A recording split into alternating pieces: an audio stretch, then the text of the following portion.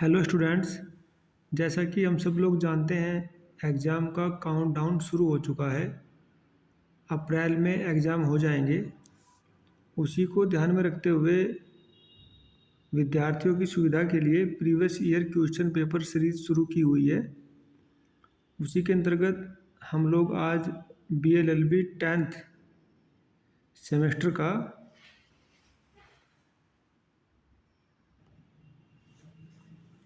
Law of taxation का previous year exam paper discuss करेंगे।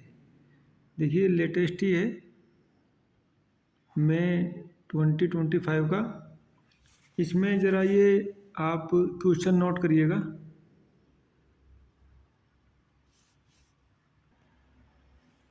जी हाँ, सबसे पहले वेरी शॉर्ट क्वेश्चन पेपर को देखिए। कर तथा शुल्क को परिभाषित कीजिए। Define tax and fees. Very important question है ये। क्वेश्चन नंबर 2, ग्रोस सैलरी संपूर्ण वेतन। नोट करें नोटबुक पर 3। लाभ से आप क्या समझते हैं? What do mean by profit. 4, अशोषित ह्रास, अनअबॉर्डेड डिप्रिसिएशन,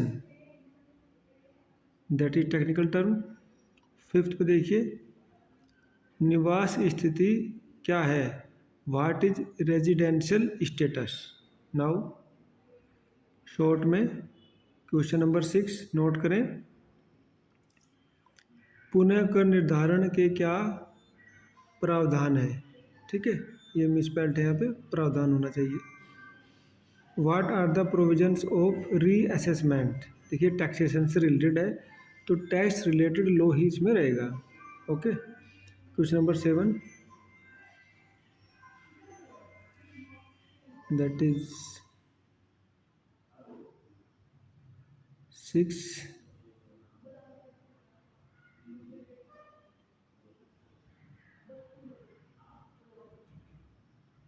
7 हेयर, कर की वापसी पर एक नोट लिखिए। Write a note on refund of tax. 8 पे देखिएगा, वेरी शॉर्ट में, लाभांश को परिभाषित कीजिए एवं लाभांश आय के कर निर्धारण के प्रावधानों को समझाइए। वेरी इंपॉर्टेंट क्वेश्चन है ये। Define dividends. देखिए, डिविडेंड्स कंपनी लॉ में भी आता है और टैक्सेशन में भी आया है, तो this is important question. Define dividend and explain the provisions of the assessment of dividend income. Now, descriptive question.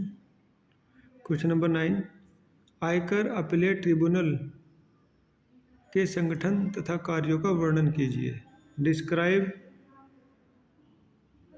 how the income tax appellate tribunal is constituted and discuss its functions. Okay, now question number 10, write it. Very important question है ये, PYQ latest PYQ से है। आयकर आय पर लगा जाता है, परंतु आय शब्द की कोई परिभाषा आयकर अधिनियम में नहीं दी गई है, वरन केवल यह दिया गया है कि आय में क्या सम्मिलित है, समझाइए। वेरी इंपॉर्टेंट, इंग्लिश में नोट करें।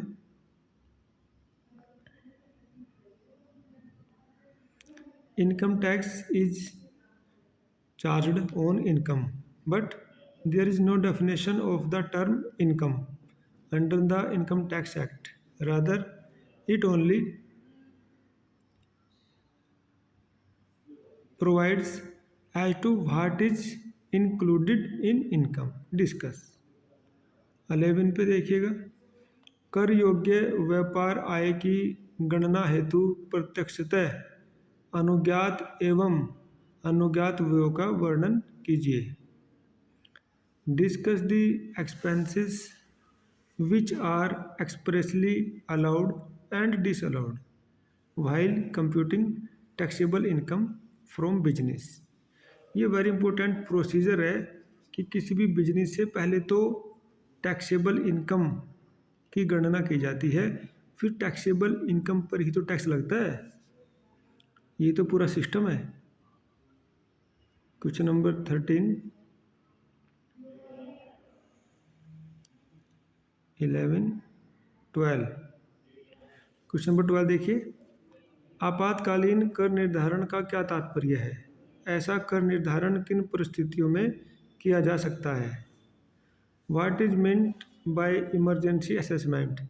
Under what circumstances can such assessment be made? 13 पे, भवन संपत्ति के वार्षिक मूल्य के अर्थ की व्याख्या कीजिए। वार्षिक मूल्य का निर्धारण किस प्रकार किया जाता है? उन दशाओं का उल्लेख कीजिए जिनमें इसे शून्य माना जाता है। Okay, explain the meaning of annual value of the house property. How is the annual value determined? State the conditions in which it is taken as nil and null. Taken as null होना चाहिए, nil extra word आ गया, don't worry. Which is taken as null and word, ये हो सकता है, नल and word. Okay, तो देखिए ये 13 क्वेश्चन है, 13 से ज़्यादा इसमें कंसेप्ट इंक्लूडेड है। We have to write down each and every question, और उसके पीछे कंसेप्ट को हमें निकालना है, उसका आंसर ढूंढना है और अपने नोटबुक में नोट करना है, जिससे कि एग्ज़ाम के टाइम पर उसको रिवीजन किया जा सके और अच्छे से अपना एग्ज़ाम दिया जा सके। तो ठीक है विद्यार्थियों, हम लोग समझते हैं कि ये क्वेश्चन पेपर आपके लिए परीक्षा के लिए बहुत उपयोगी सिद्ध रहेगा और आपको परीक्षा के पैटर्न का पता भी चल जाएगा। Now I am ending the session. Thanks for listening.